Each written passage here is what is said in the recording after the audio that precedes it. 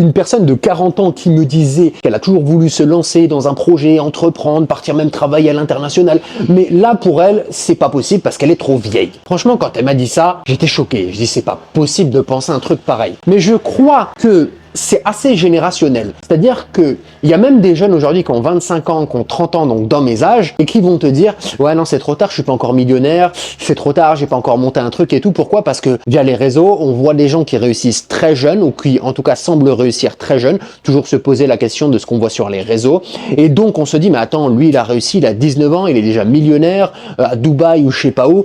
Moi je suis là dans ma ville paumée, j'ai pas encore avancé. » Mais c'est pas grave, chacun son rythme. Et ça c'est l'exception. Et encore dans l'exception, il faut regarder ceux qui réellement ont réussi et surtout avec le temps, ceux qui vont durer. Parce que faire une étincelle, ok, pourquoi pas, mais réussir à durer dans le temps, c'est là toute la difficulté. Et certaines fois, oui, aller vite, c'est super important, mais en même temps, ne pas griller toutes les étapes et aller trop vite, c'est aussi très important. À chacun son rythme. Et à 40 ans, tu auras des atouts que le mec de 20 ans n'a pas. Je crois que Lut Finesse, il a percé, il avait quasiment 50 ans. Et il a essayé de percer, mais toute sa vie. Mais il a fini par y arriver, à quasiment 50 ans. Le mec qui a fait McDonald's, pareillement, au moment où il a réussi à vraiment le faire évoluer, je crois qu'il était pas loin des 60 ans. KFC, je crois que c'est la même histoire. En fait, il y en a plein, justement. Il nous faut le temps de comprendre, de s'améliorer, de s'affiner, comme du bon vin, pour après avoir une réelle valeur à apporter sur un marché et développer un projet. Mais pour autant, ce que je dis est quand même à nuancer, parce que je pense quand même autre chose. J'aime bien cette notion d'urgence. J'aime bien se dire, si tu as 20 ans,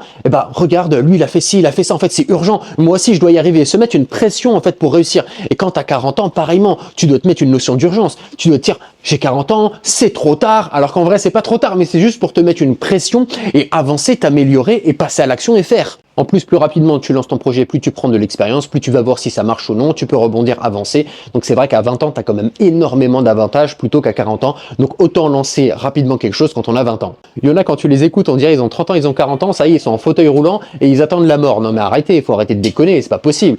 Même à 50 ans, tu es très bien. À 60 ans, si tu as fait attention à ta santé, tu es très bien. Arrêtez avec ces excuses bidons. Alors oui, tu as des responsabilités différentes. Et alors, vous voulez faire ou pas? Faut savoir.